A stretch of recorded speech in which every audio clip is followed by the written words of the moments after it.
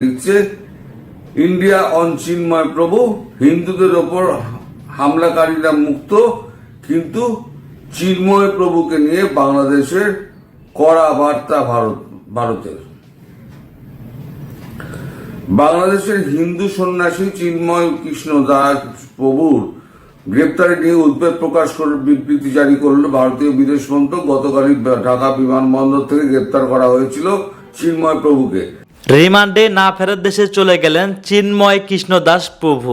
এইবার এই বিষয় নিয়ে খুবই গুরুত্বপূর্ণ তথ্য তুলে ধরছেন তরুণ ঘোষ। তো বন্ধুরা, আসলে কি সত্যি পুলিশের রিমান্ডে না ফেরার দেশে চলে গেছেন এই চিন্ময় কৃষ্ণ দাস প্রভু, নাকি এটা গুজব, তা নিয়ে আজকে থাকতেছে বিস্তারিত। তো বন্ধুরা, ভিডিও ফুটেজ দেখে হয়তো বুঝতেই পারছেন আজকের ভিডিওটা কতটা গুরুত্বপূর্ণ একটি ভিডিও। দয়া করে আজকের ভিডিওটি কেউ স্কিপ করবেন না। যদিও বর্তমান বাংলাদেশের রাজনীতির অবস্থা বিশাল ভয়াবহ, আপনারা ভিডিও স্কিপ করে দেখলে ভিডিওর কিছুই বুঝতে পারবেন না। যাই হোক বন্ধুরা, আজকের ভিডিওতে আর বেশি কথা বলে আপনাদের মূল্যবান সময়টি আমরা নষ্ট করব না। সরাসরি আজকে আমরা চলে যাব ইন্ডিয়ার তরুণ ঘোষের কাছে, আর তার কাছ থেকে আজকে আমরা শুনবো সত্যি সত্যি কি না ফেরার দেশে চলে গেলেন এই চিন্ময় কৃষ্ণ দাস প্রভু, নাকি এটা ছিল গুজব। নমস্কার, আমি তরুণ ঘোষ। গতকালকে তো আমি আপনাদের বলেছিলাম যে তুলসী গেভার্ড, তার সঙ্গে আমাদের যে এনএসএ অজিত দোভালের একটা কথাবার্তা হয়েছে। সম্ভবত ডোনাল্ড ট্রাম্পের কোনো বার্তা তিনি পৌঁছে দিয়েছেন। তারপরেই তড়িঘড়ি ভারত একটা স্টেটমেন্ট জারি করল। স্টেটমেন্ট জারি করে কড়াভাবে শুনিয়ে দিল যে ভারত এই ব্যাপারটা কোনোভাবে ভালোভাবে মেনে নিচ্ছে না, এবং সেই স্টেটমেন্টের কপি আমি দিয়ে দিয়েছিলাম। তাও আমি আর একবার এখানে জুড়ে দিলাম এই স্টেটমেন্টের কপি। তারপর একটা প্রেস কনফারেন্স হয় বিকেলে, সন্ধ্যের দিকে। এ নিয়ে একটা প্রেস কনফারেন্স করে। তা খবরের কাগজ যেটা লিখছে, এইচটি হিন্দুস্তান টাইমস যেটা লিখছে, ইন্ডিয়া অন চিন্ময় প্রভু, হিন্দুদের ওপর হামলাকারীরা মুক্ত, কিন্তু চিন্ময় প্রভুকে নিয়ে বাংলাদেশের কড়া বার্তা ভারতের। বাংলাদেশের হিন্দু সন্ন্যাসী চিন্ময় কৃষ্ণ দাস প্রভুর গ্রেপ্তারি নিয়ে উদ্বেগ প্রকাশ করে বিবৃতি জারি করল ভারতীয় বিদেশ মন্ত্রক। গতকালই ঢাকা বিমানবন্দর থেকে গ্রেপ্তার করা হয়েছিল চিন্ময় প্রভুকে। আজ তাকে আদালতে পেশ করা হলে জামিনের আবেদন খারিজ করে দেওয়া হয়। এই আবহে মোহাম্মদ ইউনূসের নেতৃত্বাধীন অন্তর্বর্তী সরকারকে কড়া বার্তা দিল বিদেশ মন্ত্রক। ভারতীয় বিদেশ মন্ত্রকের বিবৃতিতে বলা হয়েছে, বাংলাদেশ সম্মিলিত সনাতনী জাগরণ জোটের মুখপাত্র শ্রী চিন্ময় কৃষ্ণ দাস গ্রেপ্তার ও জামিন নাকচ করার বিষয়টা গভীর উদ্বেগের সঙ্গে লক্ষ্য করছি। বিগত দিনে বাংলাদেশের চরমপন্থীরা হিন্দু এবং অন্যান্য সংখ্যালঘুদের ওপর হামলা চালিয়ে গিয়েছে। সংখ্যালঘুদের ঘরবাড়ি এবং ব্যবসা প্রতিষ্ঠান অগ্নিসংযোগ, লুটপাটের পাশাপাশি চুরি ও ভাঙচুরের ঘটনা ঘটেছে। এছাড়াও বিভিন্ন মন্দিরকে অপবিত্র করার একাধিক অভিযোগ উঠেছে। এটা দুর্ভাগ্যজনক যে কখন এই ঘটনা অপরাধীরা মুক্ত রয়েছে, তবে শান্তিপূর্ণ সমাবেশের মাধ্যমে ন্যায্য দাবি উপস্থাপনাকারী একজন ধর্মীয় নেতার বিরুদ্ধে অভিযোগ আনা হয়েছে। আমরা শ্রী দাসের গ্রেপ্তারের বিরুদ্ধে শান্তিপূর্ণ প্রতিবাদকারী সংখ্যালঘুদের উপরে হামলার বিষয়টি উদ্বেগের সঙ্গে নোট করছি। এদিকে সোশ্যাল মিডিয়ায় পোস্ট করেছেন রাজ্য সভাপতি সুকান্ত মজুমদার। তিনি লিখেছেন, আজ দিল্লির সদর দপ্তরে ইসকনের বার্তা বিভাগের আধিকারিক যুধিষ্ঠির দাসের সঙ্গে সাক্ষাৎ হলো। তার সঙ্গে বাংলাদেশের হিন্দুদের দুরবস্থা ও চিন্ময় প্রভুর অবৈধ গ্রেপ্তারি নিয়ে আলোচনা হয়েছে। সুবিচার ও ধর্মচরণের স্বাধীনতার জন্য গোটা বিশ্বের অবিলম্বে একজোট হওয়া উচিত। এই যে এ তো গেল হচ্ছে আপনার সরকারি ভাষ্য। এইবারেতে আমাদের পশ্চিমবঙ্গের বিরোধী দলনেতা তিনি একটা প্রেস কনফারেন্স করেছেন। প্রেস কনফারেন্স মানে বাইরে প্রেস ধরেছিল, সেখানে তিনি বলেছেন শুভেন্দু অধিকারী, তিনি বিরোধী দলনেতা, বিজেপির নেতা, তিনি একটা কথা বলেছেন, সেটা আমি এখানে জুড়ে দিলাম, আপনারা দেখুন, তারপরে আমি বলছি যে আসল ঘটনা কি হয়েছে। বাংলাদেশের হিন্দুদের অস্তিত্ব রক্ষার লড়াইয়ের যিনি নেতা চিন্ময় কৃষ্ণ প্রভুকে দুপুরবেলা মৌলবাদী ডক্টর ইউনূস সরকার গ্রেপ্তার করেছে। আমরা এই খবরটা পেয়ে অত্যন্ত বিচলিত এবং চিন্তিত। আমরা সকলে ভাবিত বাংলাদেশে হিন্দুদের অস্তিত্ব রক্ষার যে লড়াই চলছে তার প্রধান মুখ চিন্ময় কৃষ্ণ প্রভু, তাকে মৌলবাদী ডক্টর ইউনূসের সরকার একটু আগে গ্রেপ্তার করেছে। আমরা নিঃশর্ত মুক্তি দাবি করছি। মুক্তি না দিলে বাংলাদেশ ডেপুটি হাই কমিশনেও বিক্ষোভ হবে এবং বাংলাদেশ বর্ডারে সনাতনীরা ধ্বজ নিয়ে অবরোধ করবে, যাতে বাংলাদেশে ভারত থেকে পশ্চিমবঙ্গ দিয়ে আমরা কোনো পরিষেবা নিতে দেব না। অবিলম্বে ইউনূসকে বলবো রাত্রে ইমিডিয়েটলি মুক্তি দিতে হবে। এবার কি হলো, আগেই পশ্চিমবঙ্গ সরকার বলে দিয়েছিল যে আমরা কোন রকম মালটাল এখন পাঠাতে পারবো না, আমাদের এখানে দামটা বেড়ে গিয়েছে। পশ্চিমবঙ্গ সরকার একদম বিবৃতি দিয়ে বলে দিয়েছিল, ফলে পশ্চিমবঙ্গ থেকে মাল যাওয়ার কোনো সম্ভাবনা ছিল না।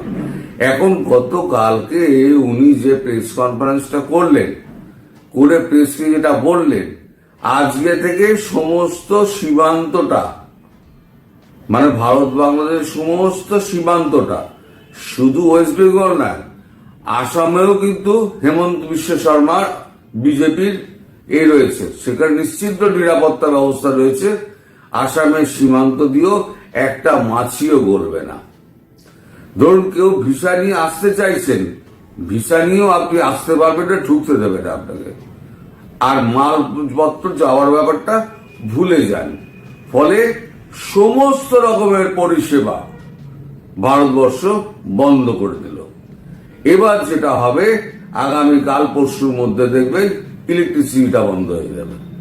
আমি গ্যারান্টি দিয়ে আপনাকে বলছি, ইলেকট্রিসিটিটা বন্ধ হয়ে যাবে। প্রথমে পাসপোর্ট বন্ধ হলো, এবারে খাবার বন্ধ হলো, এবারে ইলেকট্রিসিটি বন্ধ হবে। আপনারা যেটা মানে ডক্টর ইউনূস যেটা করেছেন, একটা সম্প্রদায়কে নিশ্চিহ্ন করতে গিয়ে একটা দেশকে নিশ্চিহ্ন করার ব্যবস্থা করে দিয়েছেন। আগুন লাগাতে গিয়ে নিজেদের গায়ে আগুন লাগিয়ে ফেলেছে। এই যে সন্ত্রাসবাদী যারা আছে, যারা সন্ত্রাস করছে, তাদের পেটে যদি খাবার না জোটে তাহলে সন্ত্রাসটা হবে কি করে? হিন্দু তো এমনিই মরবে। আগে যেটা ভারতবর্ষ ভাবছিল যে না ঠিক আছে, হিন্দুরা ওখানে আছে, আমরা খাবারটা পৌঁছে দিই। এখন ভারতবর্ষ দেখছি হিন্দু তো এমনিই মরবে, অমনিও মরবে। তারপরে মাল পাঠাটা বন্ধ করে দাও। এখন 99% যে রয়েছে, তারা এবার কোথা থেকে খাবার আনবে, কোথা থেকে বিদ্যুৎ আনবে, কোথা থেকে কি চিকিৎসা করবে, তারা বুঝে নি। আমাদের কিন্তু আয় নয়, আমরা চিরকাল তো বাংলাদেশকে কোলে নিয়ে বসে থাকবো না। আর বাংলাদেশ আমাদের চিরকাল লাঠি মেরে যাবে আর গালাগালি মেরে যাবে, এটা আমরা সহ্যও করব না। ফলে বাংলাদেশ নিজের পথ দেখে নিক, আমরা আমাদের মতো বুঝে নেব। এবার হিন্দুদের জন্য কি করতে হয় সেটা আমি বিকেলবেলাতে বলবো। এই সঙ্গে একটা ঘটনা বলে দিই, খবর। গতকাল তুলসী গেবার্ডের যে কথাটা বলেছিল, আমি তুলসী গেবার্ড ইউনূসের সঙ্গে কথা বলেছেন, যেটা আমি কনফার্ম করতে পারছিলাম না। আমি কনফার্ম করেছি যে এরকম কোনো কথা ডক্টর ইউনূসের সঙ্গে তুলসী গেবার্ডের হয়নি। তুলসী গেবার্ডের সঙ্গে শুধুমাত্র অজিত দোভালের কথা হয়েছে এবং সম্ভবত অজিত দোভালকে তিনি ডোনাল্ড ট্রাম্পের কোনো বার্তা পৌঁছে দিয়েছেন। পৌঁছে দেওয়ার পরই ভারতবর্ষ তড়িঘড়ি করে স্টেটমেন্টটা জারি করে এবং প্রেসকে বলে দেন এই করা হচ্ছে। তারপরে শুভেন্দু অধিকারী একেবারে পরিষ্কার বলে দেন সমস্ত মালপত্র বন্ধ হয়ে যাবে পাঠানো। এবার আপনারা বলুন, তাহলে পরে আপনারা নিজের দেশটাকে কোথায় নিয়ে গেলেন? একটা ছোট সম্প্রদায়কে সহ্য করতে না পেরে উচ্ছেদ করার জন্য আপনারা কোথায় নিয়ে গেলেন দেশটাকে? অনেকেই আমাকে বলেন ভারতবর্ষ শুধু 3 মাস ধরে দেখে বেড়াচ্ছে, কিছু করে না, আর কবে করবে? মোদির দম নেই, অমুক নেই, তমুক নেই। আরে দাদা, এ কি পাড়ার ঝগড়া নাকি? আপনাকে মেরে গেল আর আপনি 10টা লোক নিয়ে গিয়ে তাকে মেরে দিলেন। একটা স্বাধীন রাষ্ট্র, তার বিরুদ্ধে কোনো ব্যবস্থা নিতে গেলে আন্তর্জাতিক প্ল্যাটফর্মগুলো রয়েছে, তাদের কথা ভাবতে হয়, তাদের সঙ্গে আলোচনা করতে হয়। ব্যাকডোর ডিপ্লোমেসি আছে। এটা আপনার সংসারের গল্প নয়। আপনারা যেটা ভাবেন না, অত সোজা নয়। ডক্টর ইউনূসও ভেবেছিলেন আমি দেশ চালিয়ে দেবো, আমি ব্যাংক চালিয়েছি। অত সোজা নয় দেশ চালানো। দেশ চালাতে গেলে অনেক ভেবে চিনতে দেশ চালাতে হয়। একটা যুদ্ধ শুরু করা সোজা, কিন্তু যুদ্ধ শেষ করা কিন্তু খুব কঠিন। রাশিয়া কি বলেছিল ইউক্রেনকে মারার সময়? 3 দিন আমি যুদ্ধ শেষ করে দেবো। আজকে 2.5 বছর হয়ে গেছে, যুদ্ধ শেষ হয়েছে? একটা যুদ্ধ শেষ হলে কিন্তু তার 10টা রকম সমস্যা দেখা দেয়। আমার দেশের আভ্যন্তরীণ সমস্যা দেখা দেবে, আপনাদের দেশের সমস্যা তো আরো বেড়ে যাবে। সেইগুলোকে বিচার করতে হয়, বিশ্লেষণ করতে হয়। আপনারা শুধু বেকার চেঁচিয়ে যান, একেবারে পাতার পর পাতার আপনারা সমস্ত মন্তব্যে একেবারে ভরিয়ে দেন যে ভারত কিছু করছে না, মোদির দম নেই, অমুক নেই, তমুক নেই। আপনারা যে যা পারছেন লিখে যাচ্ছেন। এটা আপনাদের সংসার চালানো নয়, যা আমি এখান থেকে ওখান থেকে ম্যানেজ করে আমি সংসার চালিয়ে নিলাম। এটা স্বাধীন রাষ্ট্রের ওপরে একটা রাষ্ট্র সে আক্রমণ করতে যাচ্ছে, তারকে 10টা জিনিস ভাবতে হয়। সুতরাং অত অধৈর্য হলে হবে না, আপনাদের ধৈর্য ধরতে হবে। আজকে বলতে বাধ্য হচ্ছে আপনাদের, আমি আপনাদের অবস্থায় বুঝতে পারছি। এখন আপনারা বিপদে পড়েছেন, সব দায় ভারতের গাড়ি ঠেলে দিচ্ছেন। তো যাই হোক, আমি যেটা বলেছিলাম যে আপনারা সাবধানে থাকুন। গতকাল রাতে আপনাদের বিদ্যুৎ অফ করে আপনাদের ওখানে হামলা চালাবে, ঠিক সেটাই হয়েছে। আর আগামী দিনে আরো কিন্তু ভয়ঙ্কর অবস্থা হবে। সুতরাং আপনারা একটু সাবধানে থাকুন, এটা আমার পরামর্শ। তারপরে যা করার, কি করছে ভারতবর্ষ, কি করতে পারে, মানে কখন কি করবে। আজকে অনেকগুলো মিটিং ফিটিং আছে, একটু বেলার দিকে মিটিং ফিটিং গুলো হয়ে গেলে আমি পুরো খবরটা নেব। খবরটা নিয়ে আমি বিকেলে আপনাদের 5টার সময় আপডেট করব যে ভারতবর্ষ এবার কি করতে যাচ্ছে। তার আগে খবরটা আমি এখানে আপডেটটা দিয়ে দিলাম। সবাই ভালো থাকবেন, সুস্থ থাকবেন।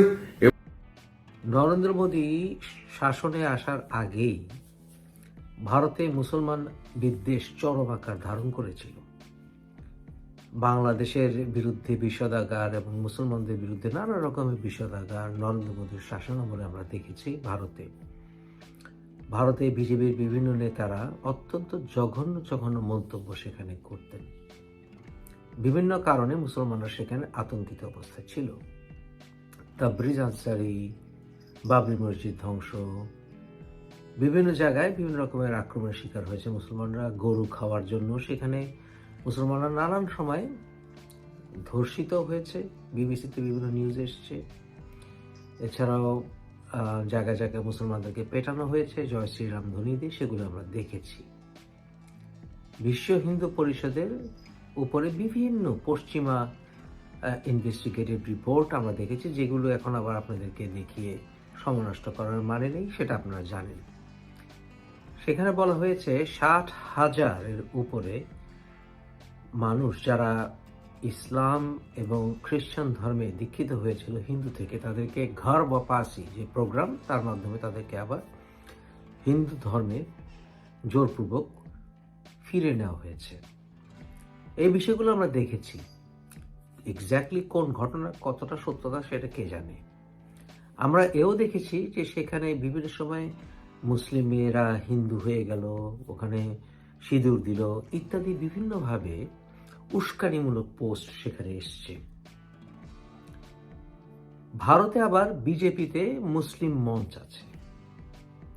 এরকম বিভিন্নভাবে আমরা দেখেছি যে ওখানকার কিছু প্রোগ্রাম হাতে নিয়ে তারা মুসলিমদেরকে বহিরাগত, যেমন হিন্দুত্ববাদ, সেটা আসলে সনাতনী ধর্ম না, হিন্দুত্ববাদে এই যে মুসলমানদেরকে বা খ্রিস্টানদেরকে বহিরাগত হিসেবে দেখানো, যে আসলে মুসলিমরা দুঃশাসক, এইটা সেটা বলে যাকে বলে কোণঠাসা করে রাখার একটি প্রক্রিয়া দেখেছি। বাংলাদেশে সেই বিটিভি জামাতিরা, ওরা এখন আবার বাংলাদেশের উগ্রবাদী যারা, এই যে ইসলামিক ফ্যানাটিক তারা আবার সেই একই রকমের কতগুলি প্রোগ্রাম হাতে নিয়েছে।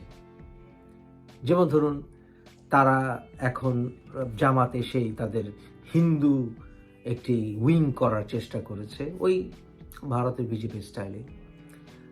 ভারতে যেমন আবার একটি কথা বলতো তাই হিন্দু মৌলবাদীরা, যে লাভ জিহাদ, তাতে এই বিষয়ে তারা সিনেমাও করেছে। মানে মুসলমান ছেলেদের টার্গেটই থাকে হিন্দু মেয়েদেরকে ফাসলিয়ে বিয়ে করে মুসলমান বানানো। কিন্তু অথচ হিন্দু মেয়েরা জাতপাত, কুল ইত্যাদির কারণে অনেক সময় তারা মুসলমান ছেলেদেরকেই আলটিমেটলি বিয়ে করে নিজ থেকে। কিন্তু যে কারো বিয়ে করে এটা পার্সোনাল ব্যাপার।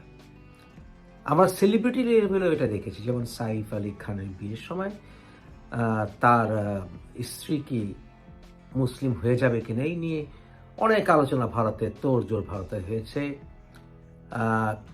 শিবসেনারা বিভিন্ন সময়ে ভারতের যে বলিউডের মুসলিম নায়ক তাদেরকে থ্রেট দিয়েছে তারা, ইত্যাদি। মানে পাকিস্তান চলে যায়। বাংলাদেশেও সেই লাভ জিহাদের রেসপন্সে এখন শুরু হয়েছে যে কোনো হিন্দু ছেলে যদি মুসলিম মেয়েদেরকে বিয়ে করে তাহলে তার রেজাল্ট হবে অত্যন্ত ভয়ঙ্কর। এবং সেই ক্ষেত্রে তারা ফেসবুকে বিভিন্ন পোস্টে তাদেরকে টার্গেট করছে, একেবারে তাদের পরিচয় দিয়ে দিচ্ছে যে এই ছেলে হিন্দু ছেলে মুসলিম মেয়েকে বিয়ে করেছে, যেখানে পাবে সেখানে কোপাবে ইত্যাদি। বহু অসংখ্য স্ট্যাটাস ছড়িয়ে পড়েছে। আসলে তারা কপি করছে সেখান থেকে, ভারত থেকে। কিন্তু বুঝতে হবে, ভারতে যদি কোনো অসভ্যতা চলে তার প্রত্যুত্তরে বাংলাদেশে মাইনরিটির উপরে, মাইনরিটি শব্দটা ব্যবহার করতে চাই না, আমাদের হিন্দু ভাইদের উপরে তার প্রত্যুত্তর দিয়ে প্রতিশোধ নিতে হবে। এটা হচ্ছে অসভ্যতা। এটাকে কোনোভাবেই বরদাস্ত করা যায় না। যে আইনজীবী মারা গেলেন চট্টগ্রামে, তার কতগুলো পোস্ট দেখলাম, খুবই বাজে পোস্ট, আল্লাহ ওনাকে মাফ করুক। সেখানে একটি পোস্টে যেমন আইনজীবীরা যারা আওয়ামী লীগের নেতাকর্মীকে ডিফেন্ড করার জন্য কোর্টে গিয়েছিল বা স্লোগান দিচ্ছিল আওয়ামী লীগের পক্ষে, তাদেরকে বেদম পেটানো হয়েছে, যেটা ধিক্কার আমি দিয়েছি কয়েক ভিডিও আগে। সে সেটাকে হুঙ্কার দিচ্ছে, সে মার দেওয়া হয়েছে, আইনজীবীদেরকে ভালো করা হয়েছে। এবং আবার ইসকনের একটি পোস্টের ব্যাপারে সে ওখানে স্ট্যাটাস দিয়েছিল মৃত্যু মাত্র কয়েকদিন আগে, যে মায়ের উপরে ওষুধ নাই। মানে হিন্দুদেরকে যারা ইসকন আছে তাদেরকে পেটাতে হবে, মায়ের উপরে ওষুধ নাই। তা তো নিজের জীবন এখন চলে গেল। এখন এই ব্যাপারগুলো পড়তে কেমন লাগে আপনাদের? তাই এই যে ধর্মে সংঘাত, হিংসা, প্রতিশোধ, এগুলো থেকে যদি বেরিয়ে আসতে না পারে তাহলে আপনার ধর্মের মাহাত্ম্য আপনি প্রকাশ করবেন কিভাবে? এটা দিয়ে আপনি আপনার ধর্মকে কোনো মতে উপরে ওঠাতে পারেন না। যে পৃথিবীর ওই প্রান্তে কেউ কিছু করেছে, আমার দেশে আমাকে ঠিক একইভাবে প্রত্যুত্তর দিতে হবে, এটা অসভ্যতা ছাড়া আর কিছুই না। যারাই বর্তমানে এই উগ্রতা ছড়াচ্ছে তারা কেউই আসলে প্রকৃত ধার্মিক বলে আমি মনে করি না। সে হিন্দু হোক বা সে মুসলিম হোক, প্রকৃত কোনো ধার্মিক কোনো অবস্থাতেই কোনো একটি নির্দিষ্ট ধর্মের তার নির্দিষ্ট ধর্মে সে মানুষ হলে সে তার ধর্মের গোষ্ঠীর ব্যাপারে বা গ্রুপের ব্যাপারে সে অন্ধ হবে তা হয় না। নিজেদেরকে আসলে ক্রিটিসাইজ আমাদের করতে হবে। বাংলাদেশে আওয়ামী লীগ, বিএনপি, এই রাজনৈতিক দলগুলো বা জামাত, এগুলো হচ্ছে একটা ধর্ম। যারা জামাতের রাজনীতি করে তারা মনে করে তারাই শ্রেষ্ঠ মুসলিম, তারাই পারফেক্ট, তারা রাষ্ট্র পরিচালনার জন্য যোগ্য। আওয়ামী লীগ একটা ধর্ম, বিএনপি একটা ধর্ম, মানে এই ধর্মগুলোর নেতাদেরকে কোনো সমালোচনা করা যাবে না। এই যে ধর্মীয় আবেগ, সেই আবেগগুলো থেকে আমাদেরকে বেরিয়ে যদি আমরা না আসতে পারি, তাহলে আমাদের সাউথ এশিয়া কখনো শান্তি আসবে না। বর্তমানে পৃথিবীতে সবচেয়ে বেশি ধর্মগত বিদ্বেষ, হিংসা, মারামারি এগুলো হচ্ছে সাউথ এশিয়াতে। কারণ মধ্যপ্রাচ্যে সেই পলিসি, অর্থাৎ ডিভাইড রুল, ফ্যানাটিসিজমকে চাঙ্গা করে রাশিয়াকে অথবা কমিউনিস্ট চায়নাকে ঠেকানোর যে প্রক্রিয়া আইজেনহাওয়ার পলিসির সময় থেকে মূলত চলে আসছে, সেটা এখন আমাদের উপমহাদেশে এসে পড়েছে। আমাদেরকে ডিভাইড অ্যান্ড রুল, এর ভিতরে একটা প্যাটার্ন আছে, যেই প্যাটার্নে হিংসা, বিদ্বেষ, ঘৃণা হিন্দুত্ববাদীরা ছড়িয়েছে, ঠিক একই প্যাটার্নে এখন ইসলামিস্ট জঙ্গিবাদী গোষ্ঠীগুলো ছড়াচ্ছে। একই প্যাটার্ন। আজকে আলোচনার মূলে আপনাদের যে জিনিসটা বলতে যাচ্ছি, যে একটি ফরেন পাওয়ার, বিশেষ করে কতগুলো ফরেন পাওয়ার যে আমাদের দেশে ডিভাইড অ্যান্ড রুল পলিসিতে কয়েকশো বছর ধরে, বিশেষ করে ব্রিটিশ আমল শাসনের প্রথম থেকেই যে চালিয়ে আসছে, সেটা এখনো যে বিদ্যমান, সেটা বুঝতে হলে রকেট সায়েন্টিস্ট হওয়ার কোনো প্রয়োজন নেই। একটা প্যাটার্ন লক্ষ্য করুন, যে প্যাটার্ন আজকে আলোচনার প্রথম থেকে বলে আসছি। এই প্যাটার্ন সম্বন্ধে যদি সজাগ হন, তাহলে বুঝতে পারবেন যে কারা এগুলিকে উস্কে দিচ্ছে, এবং যারা উস্কে দিচ্ছে they are nothing but foreign paid agents. তারা কখনো কখনো ডাবল এজেন্ট হিসেবে কাজ করে। তারা বাংলাদেশকে অস্থিতিশীল রাখতে চায়, এবং অস্থিতিশীলতার সুযোগে বাংলাদেশে বহিঃশত্রুরা খেলতে চায়, রাজনীতি নিয়ে পাওয়ার প্লে করতে চায়। এটা যদি বুঝতে পারেন, তাহলে আর কমিউনিটিতে ভায়োলেন্সটা থাকে না। কোনো ধর্মেই গোড়াতে অসভ্যতার কথা বলে না। এই প্যাটার্ন আপনারা দেখতে পাচ্ছেন বাংলাদেশে এখন। আসসালামু আলাইকুম। এই ভিডিওটি আমি এক্সক্লুসিভলি করছি যারা সেনাবাহিনীতে আছেন তাদের জন্য। আমি জানি বেশ কয়েকজন সেনাবাহিনীর সদস্য আমার ভিডিও রেগুলারলি দেখেন। আমি আশা করব আপনারা এই ভিডিওটি খুব মনোযোগ সহকারে দেখবেন, বিশেষ করে আর্মি চিফের কাছে এই ভিডিওটি পাঠিয়ে দেওয়ার চেষ্টা করবেন। যারা শেখ হাসিনার পতন চেয়েছিলেন, আমিও চেয়েছিলাম, কারণ আমি চেয়েছিলাম বাংলাদেশে গণতন্ত্র ফিরে আসুক। বর্তমানে যে প্রজন্ম, উচ্ছৃঙ্খল প্রজন্ম, যারা জায়গায় জায়গায় খুনাখুনি, মারামারি করছে, তারা শেখ হাসিনা যখন ক্ষমতা নিয়েছিল তারা ছিল শিশু, তারা কখনো গণতন্ত্র দেখেনি। তারা চেয়েছিল পরিবর্তন, কারণ একটি পরিবার বা একটি দলের শাসন দেখতে দেখতে তাদের নাভিশ্বাস উঠছিল। যতই উন্নতি সাধন হোক না কেন অর্থনৈতিক, যখন স্বৈরাচার ক্ষমতায় থাকে তখন সেখানে নাভিশ্বাস ওঠে। শেখ হাসিনা বিরোধীয় যারা শক্তি, বিশেষ করে বিএনপি এবং বিরোধী দলে যারা আছেন, তাদের নানানভাবে অত্যাচার নিপীড়ন করেছেন। এটা অস্বীকার করা ধৃষ্টতা হবে, এটা মেনে নিতে হবে আপনাদেরকে। এবং জনগণ শেখ হাসিনাকে প্রত্যাখ্যান করেছিল। তাই গণতান্ত্রিক প্রক্রিয়াকে ধ্বংস করার কারণেই অপশক্তির রাইজ হয়েছে। কারণ গণতান্ত্রিক উপায় যেহেতু সরকার পরিবর্তন সম্ভব ছিল না, সেই ভ্যাকিউমটি ফিল আপ করেছে বিশেষ করে জঙ্গি গোষ্ঠীরা, যার ফলশ্রুতিতে এখন দেখতে পাচ্ছি আমরা স্বাধীনতা বিরোধী শক্তিদের মাথাচাড়া দিয়ে ওঠা। বাংলাদেশে আওয়ামী লীগের যারা পতন চেয়েছিলেন, আমার কথা হচ্ছে আপনাদের তো একটি অল্টারনেটিভ প্রপোজাল থাকবে যে আপনারা চান কারা ক্ষমতায় আসুক। দেশে বিদেশে অনেকেই কথা বলেছেন শেখ হাসিনার সমালোচনা করে, কিন্তু কথা হচ্ছে এখন তো শেখ হাসিনা নেই, আপনারা কাকে বা কাদেরকে ক্ষমতা দেখতে চাইছেন? জামাত, বিএনপি, সমন্বয়কার নির্ভর তৃতীয় একটি শক্তি, কাদেরকে ক্ষমতা দেখতে চান? একটি তো কথা তো বলতে হবে আপনাদেরকে। আমি ভাই উইদাউট এনি মানে ইফ অ্যান্ড বাট আমি বিএনপিকে ক্ষমতায় দেখতে চাই। তবে বিএনপিতে অনেক রিফরমেশন দরকার আছে। তারেক অ্যাটলিস্ট বলছে যে এই রিফর্মগুলো হতে হবে। কোনো একজন প্রধানমন্ত্রী দুবারে বেশি হতে পারবে না, কিন্তু দুবারে বেশি হবে না বলতে কি দুবার বেশি হয়ে তার পছন্দের একটা তৃতীয় কাউকে দিয়ে আবার ফিরে আসবেন, এই লুপহোল যাতে না থাকে এটা খেয়াল রাখতে হবে। তবে এনিওয়ে রিফর্মের কথা তো বলছে। খালেদা জিয়া তো প্রথমেই বলেছিলেন শেখ হাসিনার পতনের পর যে উনি প্রতিহিংসা বা প্রতিশোধের রাজনীতি যাতে আমরা না করি, হুইচ ওয়াজ ভেরি গুড। তাই আমি বিএনপি ক্ষমতায় আসুক চাই নাই। আমি শহীদ জিয়ার রাজনৈতিক আদর্শে বিশ্বাস করি। অনেকগুলো কারণ আছে বিশ্বাস করার। বর্তমান পরিস্থিতি তা বিশ্বাস করতে আমাকে আবার বাধ্য করছে। কারণ বঙ্গবন্ধু শেখ মুজিবুর রহমানের হত্যার পরে দেশ পুরো টার্মোইলে ছিল, ক্যাওসে ছিল।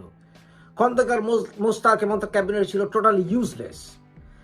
ভারতের বাংলাদেশের বর্ডারে তাণ্ডব করছিল অনেকেই, এমনকি কাদের সিদ্দিকীও সেখানে বাহিনী গঠন করে প্রতিদিন অনেক বাংলাদেশের সেনা সদস্যকে হত্যা করছিল, সেটা অনেকেই বোধহয় জানে না।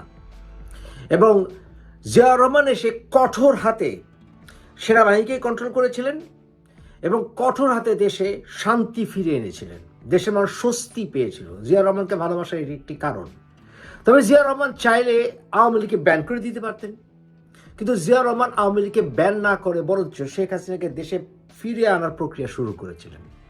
আপনি বলতে পারেন শেখ হাসিনা বঙ্গবন্ধুর খুনিদেরকে উনি পুনর্বাসন করেছেন, এটা করেছেন, সেটা করেছেন, অনেক কিছু করেছেন, কিন্তু করা ছাড়া বোধহয় উপায়ও ছিল না। হোয়াট এভার ইট ইজ, বঙ্গবন্ধুর হত্যার পরে আওয়ামী লীগকে আবার বিল্ড আপের জন্য সত্যি কথা বলতে গেলে জিয়াউর রহমানের অবদান ছিল। কারণ জিয়াউর রহমান যা বললাম শেখ হাসিনাকে দেশে ফিরিয়ে আনার ক্ষেত্রে পদক্ষেপ নিয়েছিলেন।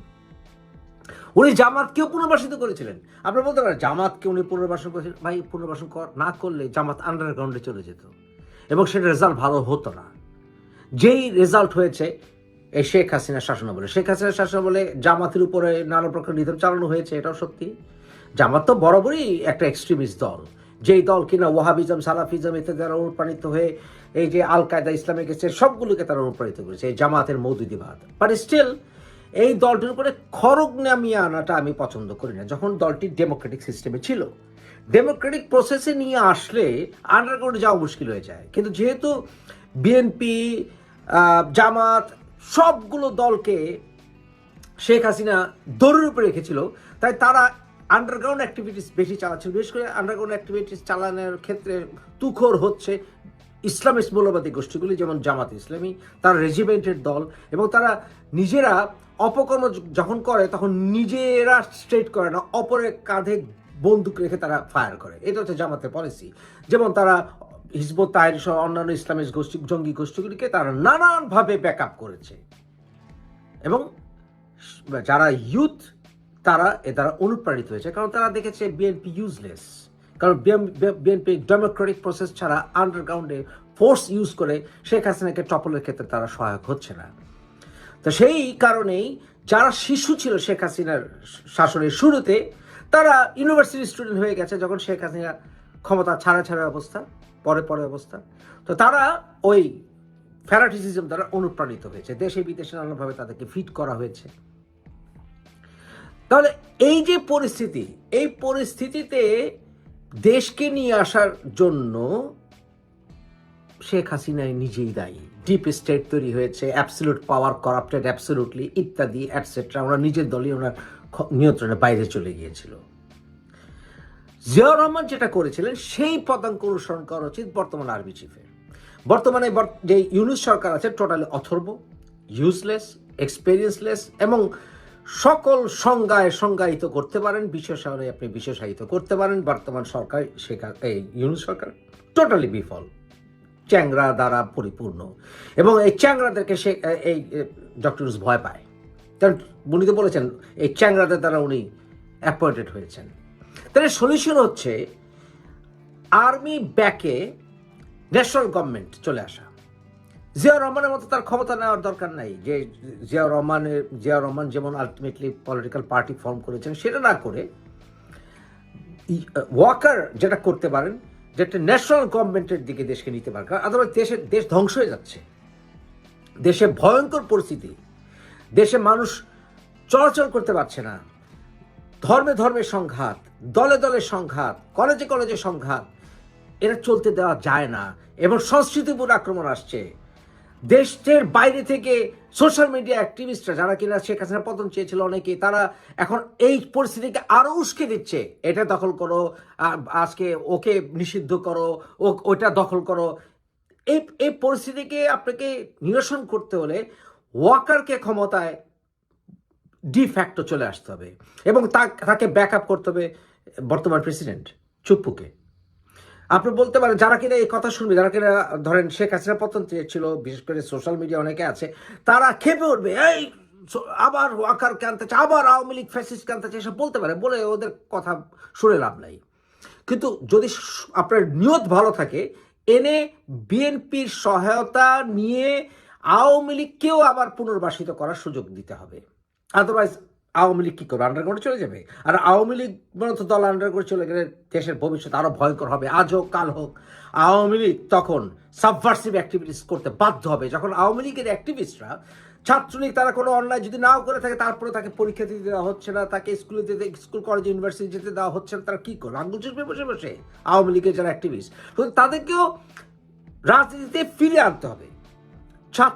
ছাত্রলীগের উপর থেকে নিষেধাজ্ঞা প্রত্যাহার করতে হবে, রিফর্ম করার জন্য চাপ দিতে হবে, আওয়ামী লীগের রিফর্ম হতে হবে। আওয়ামী লীগের কর্মীদেরকে বুঝতে হবে যারা শেখ হাসিনার সময় ফয়দা সবচেয়ে নিয়েছে, ওই যে অ্যাবসলিউট পাওয়ার, করাপ্টেড অ্যাবসলিউটলি, তারা সব এখন চুপ। ওই যে দেশের বাইরে টাকা পাঠিয়ে দিয়েছে, নিজের লোকেশন ধরা পড়ে যাবে, তারা এখন চুপ। কিন্তু এটা তো হওয়ার কথা ছিল না, তারা যে সত্যিকার দেশপ্রেমিক হতে একটা কথা বলতেন, কিন্তু চুপ। সুতরাং এদেরকে বাদ দিয়ে আওয়ামী লীগকে রিফর্ম করে, ছোট হয়ে গেল আওয়ামী লীগকে রিফর্ম করে আওয়ামী লীগকে তাড়াতাড়ি রাজনীতি ফিরে আনতে হবে এবং জামাতকে রাজনীতির সুযোগ দিতে হবে। সমস্ত রাজনৈতিক দলকে, সমন্বয়কারীরা যদি দল গঠন করতে চায়, তাদেরকে দল গঠন করার ক্ষেত্রে সহায়তা করতে হবে। এই সব কিছু করতে হলে ন্যাশনাল গভর্নমেন্ট আসতে হবে। ন্যাশনাল গভর্নমেন্ট এবং আর্মি ব্যাক ন্যাশনাল গভর্নমেন্ট ছাড়া কোনো অবস্থাতেই সমাধান আসবে না। জিয়াউর রহমানকে ভালোবাসার এটাও আমার একটি অন্যতম কারণ, উনি এই কাজগুলো করেছিলেন। আইয়ুব খানের টাইমেও পাকিস্তানে ওই জামাতের মওদুদিকে রাজনৈতিকভাবে পুনর্বাসিত করার একটি সুযোগ করে দেওয়া হয়েছিল, কারণ সেটা না করলে ওই এর আগে জামাত সাবভার্সিভ অ্যাক্টিভিটিস করছিল, ওই আহমেদীদেরকে আগুন জ্বালিয়ে দেয়, এটা করে সেটা করে, তাদেরকে তার পলিটিক্যাল সিস্টেমে নিয়ে আসতে হবে। যখন আপনি আনরুলি এলিমেন্টগুলোকে পলিটিক্যাল সিস্টেমে, ডেমোক্রেসিতে না নিয়ে আসতে পারবেন, তাহলে আপনার এই দেশ কখনো ঠান্ডা হবে না, ডান্ডা দিয়েও ঠান্ডা করতে পারবেন না। তাহলে বাংলাদেশে এই অবস্থার উন্নতি করতে হলে অবশ্যই একটি ন্যাশনাল গভর্নমেন্ট আসতে হবে, সমস্ত যারা আনরুল এলিমেন্ট আছে এদেরকে একটা পলিটিক্যাল পার্টি ফর্ম করার ক্ষেত্রে হেল্প করতে হবে, বিএনপিকে সাথে নিতে হবে এবং আওয়ামী লীগকেও সাথে নিতে হবে।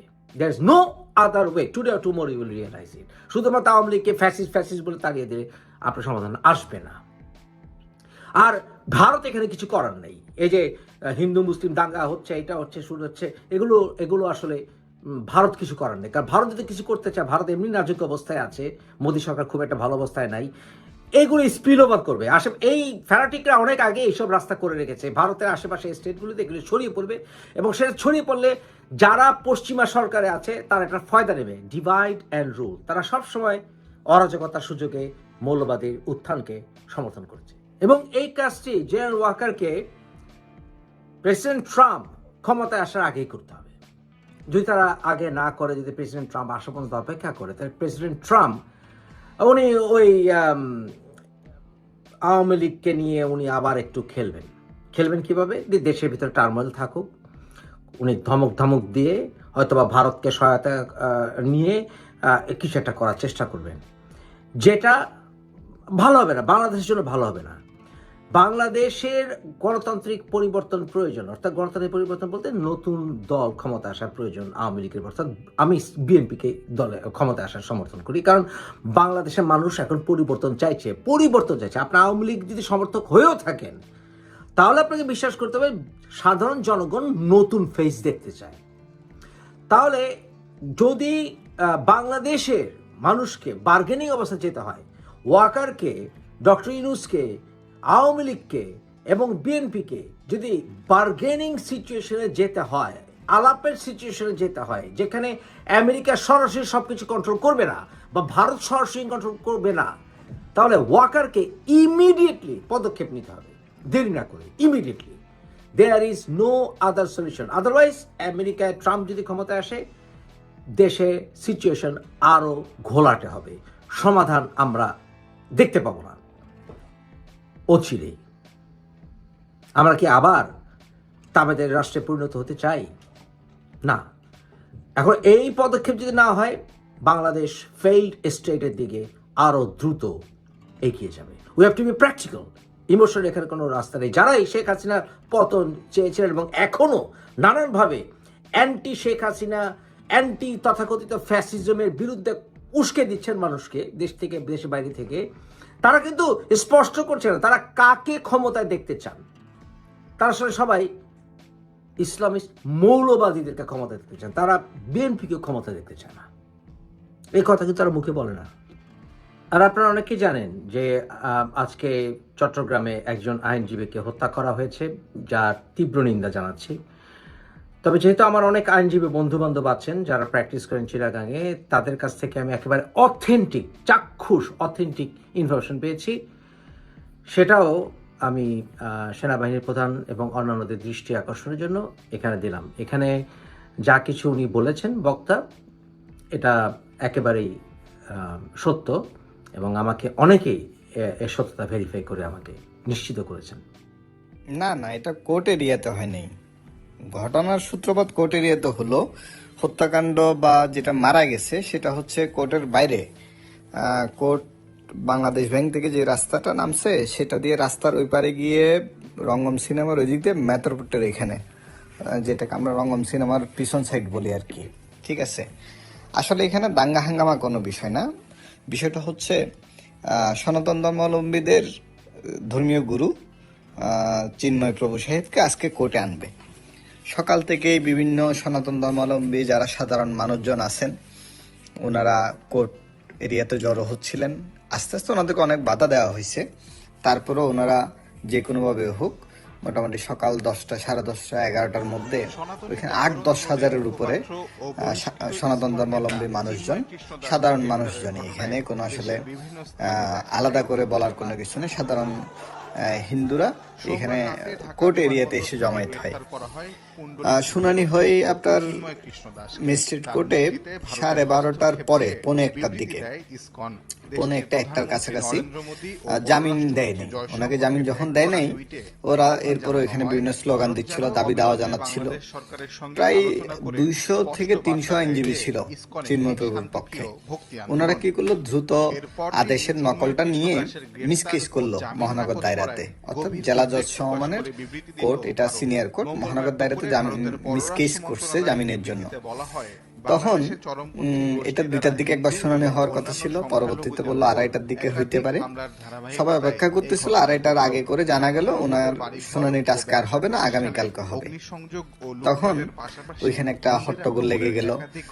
যারা হিন্দু ভাই বোন বা মানুষজন যারা আসছে ওনারা এখানে কান্নাকাটি করতেছিল, স্লোগান দিচ্ছিল, ওনারা রাস্তায় শুয়ে যাচ্ছে, ওনাদের গুরুকে নিতে দিবে না। এটা ওনারা আসলে ওনার প্রতি একটা ইমোশনালি কানেক্টেড। চিন্ময় বাবুর সাথে সনাতন ধর্মাবলম্বীদের সাথে একটা ইমোশনালি সম্পর্ক আছে, ওনাদের গুরু, ধর্মীয় গুরু। উনি তো আসলে কোনো রাজনীতিবিদ না ভাই, মনে হচ্ছে একজন ধর্মীয় গুরু। ওনাদের একটা সম্মানের জায়গায়, আবেগের জায়গায় আছে। ওরা সবাই কান্নাকাটি করতেছে, স্লোগান দিচ্ছে, রাস্তায় শুয়ে যাচ্ছে, এরকম। পুলিশের গাড়ির সামনে যেটা প্রিজন ভ্যান আছে, তখন 2:45 মেবি, তখন পুলিশ একটু কঠোর হলো। আন্দোলনকারীদেরকে এখান থেকে ছত্রভঙ্গ করার জন্য পুলিশ লাঠিচার্জ করলো, টিয়ার শেল নিক্ষেপ করলো, সাউন্ড গ্রেনেড করলো। আন্দোলনকারী সবাই ছত্রভঙ্গ হয়ে গেছে, দৌড়াদৌড়ি এদিকে সেদিকে চলে যাচ্ছিল। চিটাগাং কোর্টটা তো অনেক উপরে, পাহাড়ের উপরে। পিছন সাইডে যেই জুডিশিয়াল ভবনের পাশ দিয়ে যে রাস্তাটা আছে নামার, ওই রাস্তাটা হচ্ছে 8-10 ফিটের একটা রাস্তা। ওই দিক দিয়ে সবাই হুড়োহুড়ি করে নামতেছিল। নিচের মাঝামাঝি এখানে, অর্থাৎ মসজিদের সামনাসামনি যখন আসছে, দৌড়ায় দৌড়ায় পালাচ্ছিল।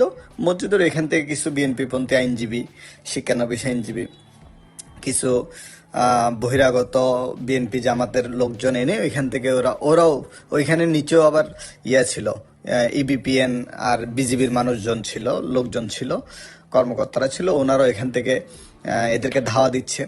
বিএনপিপন্থী আইনজীবী সহ বিএনপির মানুষজন যাদেরকে জড়ো করছে তারা ওইখান থেকে পাথর নিক্ষেপ করতেছিল এই আন্দোলনকারীদেরকে। ওইখান থেকে আন্দোলনকারীরাও কিছু কিছু, এখানে তো 8-10 হাজারের মধ্যে না হয় 100 জন দাঁড়াইছে, 100 জন দাঁড়াই পাল্টা পাথর নিক্ষেপ করতেছে ইয়াদেরকে, বিএনপি আইনজীবীদেরকে। দুপক্ষের অনেকজনের মাথা টাথা ফেটে গেছে পাথর পরে। এখান থেকে 2-1টা পাথর হয়তো বা মসজিদের দেওয়ালে গিয়ে লাগতে পারে, যদিও মসজিদটা হচ্ছে 3 তলায়, মসজিদ কিন্তু নিচে না, মসজিদ হচ্ছে 3 তলায়, নিচের 2 ফ্লোর হচ্ছে মার্কেট, যেটাকে মসজিদ মার্কেট বলা হয়। ঠিক আছে, মসজিদ মার্কেটের একটা গ্লাসে বা 2টা গ্লাসে পাথর লেগে গ্লাস ভেঙে গেছে, এটাকে আবার ওরা ইস্যু বানাইলো। যদিও মসজিদ মার্কেটে গ্লাস ভাঙছে, তারপর আমি ধরে নিলাম মসজিদের গ্লাস ভাঙছে। এখন ভাই একটা বিষয় শুনতে কিরকম লাগে, হিন্দুরা ইসকন আমাদের মসজিদে হামলা করে মসজিদ ভেঙে ফেলছে, অথচ ভাঙছে একটা গ্লাস বা 2টা গ্লাস, পাথর নিক্ষেপে কোনো হামলা বলতো এমন কোনো হামলা না, মসজিদেও হামলা না। ঠিক আছে, কিন্তু বিএনপি জামাত এটাকে এমনভাবে অপপ্রচার চালালো, মসজিদে যেন হামলা করে মসজিদ ঘুরাই ফেলছে, এরকম একটা হাইপ তুলে পালিয়ে যাচ্ছে এরকম আন্দোলনকারীদেরকে ওরা ধাওয়া করতেছে, মারধর করতেছে। ওরা কি করলো, এখানে আরো অনেকে সুসংগঠিত হয়ে অলরেডি কোর্ট প্রেমিসিসের বাইরে চলে আসছে আন্দোলনকারীরা। ওরা এসে কেউ জেলা পরিষদ মার্কেটের সামনে, কেউ রঙ্গন সিনেমার মুখে, কেউ কোতোয়ালির মোড়ে, কেউ বাংলাদেশ ব্যাংকের মোড়ে, ওরকম ওরা এখানে বিভিন্ন জায়গায় পয়েন্টে পয়েন্টে দাঁড়ায় আছে। এখান থেকে ওরা দল বেঁধে ওদেরকে আবার ধাওয়া দিল, ধাওয়া দিয়ে ছত্রভঙ্গ করে দিল, কেউ এদিকে ঢুকে গেছে, কেউ ওইদিকে পালাই গেছে। তো কিছু আইনজীবী রঙ্গম সিনেমার ওই গল্লিতে ঢুকে এখানে কিছু আন্দোলনকারীকে ধাওয়া দিছে। ওই গল্লির ভিতরে একটা মেথর পট্টি আছে, সম্ভবত যে আইনজীবীটা মারা গেছে সে ওইখানের ভিতরে কোনো মেথর পট্টির মেথর টেথর বা আন্দোলনকারী হইতে পারে, কারো দ্বারা আক্রান্ত হয়েছে, সেখানে হয়তো বা মাথায় কোনো কিছু দিয়ে বাড়ি মারছে, অর্থাৎ বাড়ি মেরে হয় কোপ মেরে অতিরিক্ত রক্তক্ষরণে মারা গেছে। এখানে আসলে জবাই টবাই এগুলো হচ্ছে সব গুজব, এই হচ্ছে বিষয় ওইখানে। আবার এটা মেথররা মারছে নাকি আন্দোলনকারীরা মারছে নাকি তৃতীয় কোনো পক্ষ মেটিকুলাস ডিজাইনের অংশ হিসেবে, এই যে সনাতনীরা হিন্দুরা যে বিভিন্ন জায়গায় আন্দোলন সংগ্রাম করতেছে, এই আন্দোলনগুলোকে প্রশ্নবিদ্ধ করার জন্য, দমন করার জন্য, বন্ধ করার জন্য কোনো তৃতীয় পক্ষ কাউকে দিয়ে মেটিকুলাস ডিজাইন করে ওনাকে হত্যা করছে কিনা সেটাও এখনো ক্লিয়ার না, বাট মারা গেছে, তবে জবাই করে না। ঠিক আছে, এই হচ্ছে বিষয়। তবে একটা মসজিদের গ্লাস ভাঙছে, তাও তোমরা মসজিদের গোড়ায় দাঁড়াই পাথর মারতেছ, ওরাও পাথর মারতেছে, 1-2টা পাথর এসে মসজিদের দেওয়ালে লাগছে, গ্লাসে লাগছে, ভেঙে গেছে। তোমরা মারামারি করে পুরো বাইতুল মোকাররম ভেঙে ফেলতেছো, সমস্যা হয় না, বাইতুল মোকাররম জ্বালাই দিচ্ছ, সমস্যা হয় না, জোতা মারতেছো মসজিদের মধ্যে, সমস্যা হয় না।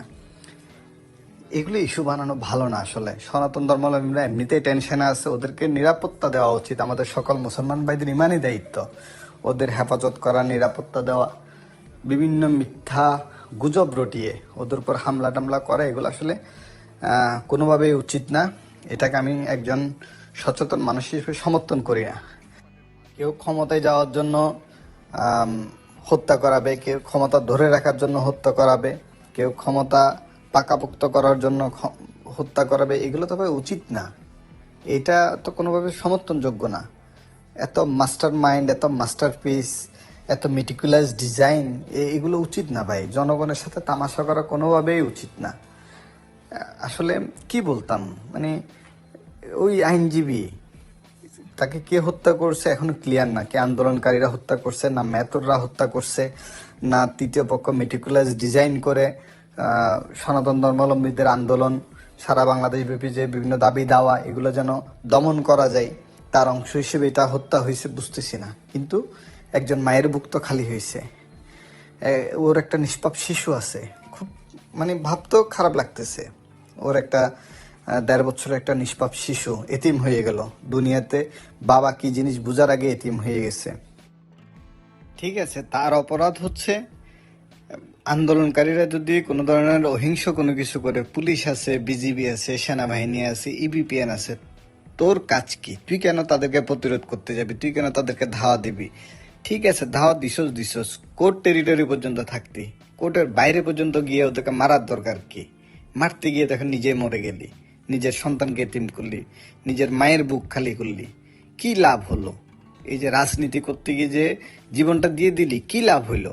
আমি বুঝতেছি না। আমি সরকারের কাছে দাবি জানাচ্ছি, এই আইনজীবীকে কারা হত্যা করছে, কি আন্দোলনকারী হত্যা করছে নাকি মেতররা হত্যা করছে, যেহেতু এখানে মেতরপট্টি, সেখানে কিছু উচ্ছৃঙ্খল ছেলেপুলে আছে, তারা হত্যা করছে, নাকি তৃতীয় কোনো পক্ষ হত্যা করছে, নাকি মিটিকুলাস ডিজাইনের কোনো অংশ সারা দেশব্যাপী হিন্দুদের যেসব আন্দোলন সংগ্রাম চলতেছে সেগুলোকে দমন করার জন্য, প্রশ্নবিদ্ধ করার জন্য, এটা তদন্ত করে জনসম্মুখে প্রকাশ করা হোক। এই বিষয়টা জানা অতীব জরুরি। কারা এমন দুঃসাহস দেখাচ্ছে, কারা হত্যা করলো।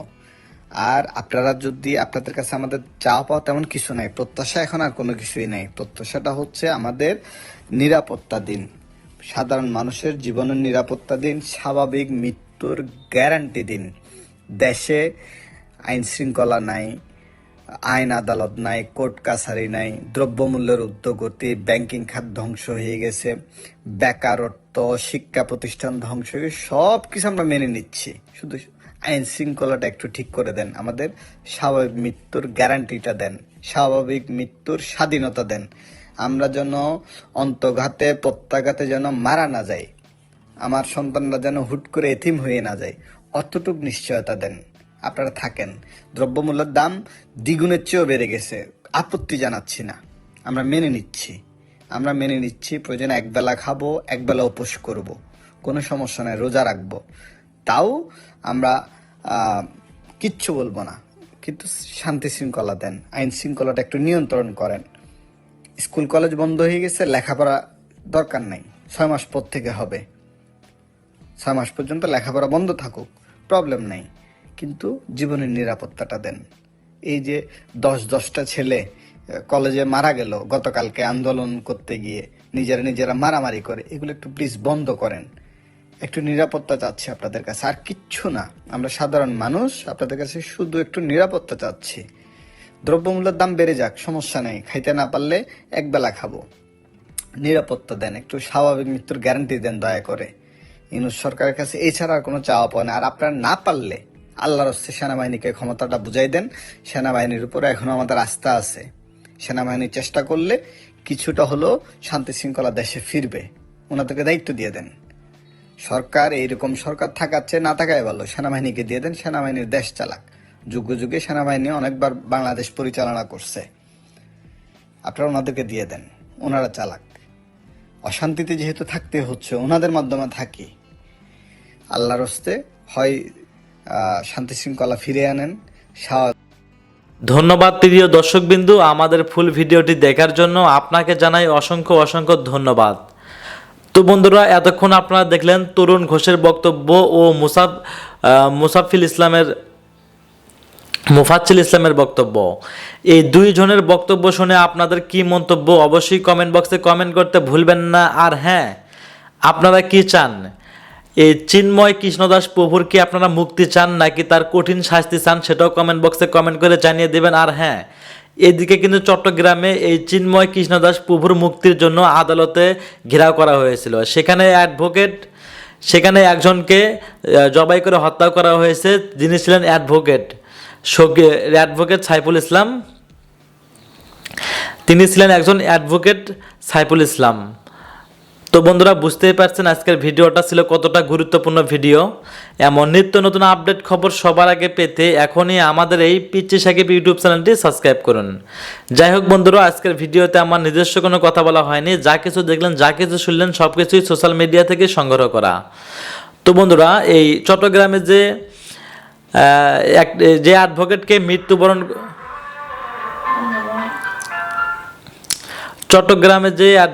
মৃত্যুবরণ করেছেন, এই বিষয় নিয়ে আপনাদের কি মন্তব্য সেটাও কমেন্ট বক্সে কমেন্ট হিসেবে দেখতে চাই।